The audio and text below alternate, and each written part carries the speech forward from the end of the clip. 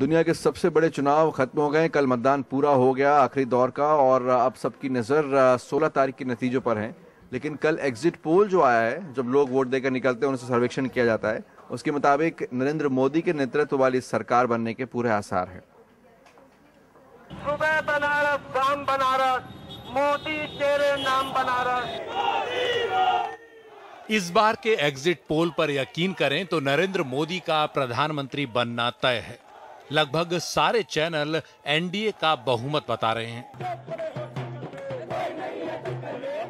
आज तक के मुताबिक एनडीए को 272 सीटें मिल सकती हैं, यूपीए को 115 सीटें मिल सकती हैं, जबकि अन्य को 156 सीटें मिलने का अनुमान है। एबीपी न्यूज एनडीए को 281 सीटें दे रहा है, यूपीए को सिर्फ 97 और अन्य को 165।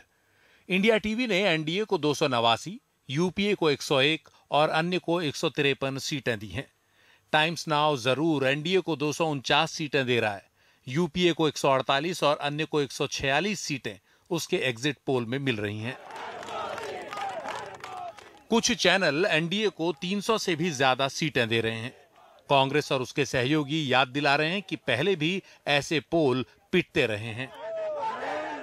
उम्मीद करते हैं कि इतना अच्छा रिजल्ट आएगा जो आप लोग भी देखेंगे तो लगेगा आप लोगों को कि जो ये एग्जिट पोल और ओपिनियन पोल आप लोग चला रहे थे वो आप लोगों को अंदाजा हो जाएगा 16 तारीख को। एनडीए सबसे बड़ा एक गठबंधन तो होगा, लेकिन आज भी हमें विश्वास है कि देश में त्रिशंकु लोकसभा है, फ्रैक्चर मैंडेट है। आने वाले दिनों में और भी दल तय करेंगे क्या होना है। लेकिन बीजेपी एग्जिट पोल्स को अपनी लहर पर मुहर मान रही है। जो कुछ एग्जिट पोल में आ रहा है वही जमीन पर है। जो कुछ जमीन के और जो देश के गांव चौराहों पे और कस्बों में जो दीवारों पर लिखा हुआ है, बहुत साफ तौर से लिखा हुआ है, बहुत मोटे अक्षरों में लिखा हुआ है कि देश करप्शन और कुशासन से मुक्त चाहता है और सुशासन के स्वर्णिम युग की स्थापना चाहता है।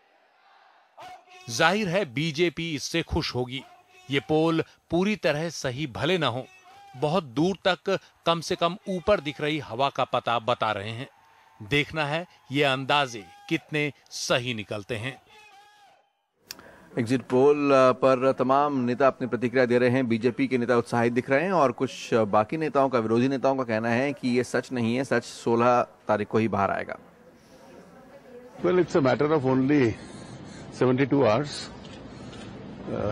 At times it's very difficult to accept the reality.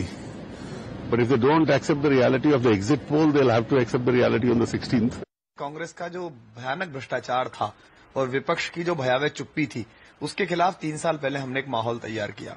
हम लोग सड़कों पर उतरे, हमने अनशन किए, हमने प्रदर्शन किए, धरने दिए, हमने मेमोरेंडम दिए, रैलियां निकाली और देश में एक जागृति आई। वो जागृति वोट परसेंटेज में भी दिखाई दी कि भारत के इतिहास में सबसे ज्यादा वोट परसेंट सब जगह उस तरह से पड़ी। उसको अपनी ब्रांडिंग, मैनेजमेंट और पैसे के भरोसे भाजपा ने भरने की कोशिश की और जैसा एग्जिट पोल दिखा रहे हैं, अगर वैसा है तो काफी सक्सेसफुली उन्होंने भरा भी। अगर एग्जिट पोल को सही मान लिया जाए तो ये चिंता का विषय जरूर है हम लोगों के लिए, यूपीए के लिए एज ए होल। और हम ये कह सकते हैं कि जो भी पब्लिक का डिसीजन है, जो निर्णय है, उस वर्डिक्ट को मानना चाहिए। यही लोकतंत्र।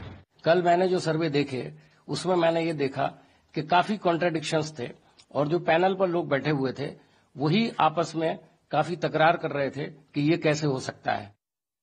कि एग्जिट पोल पर हम कोई कमेंट नहीं करना चाहते हैं क्योंकि ये पहले भी गलत साबित हो चुके हैं और अब तो 2 दिन की बात है। 2 दिन बाद सारी स्थितियां खुद ही सामने आ जाएंगी।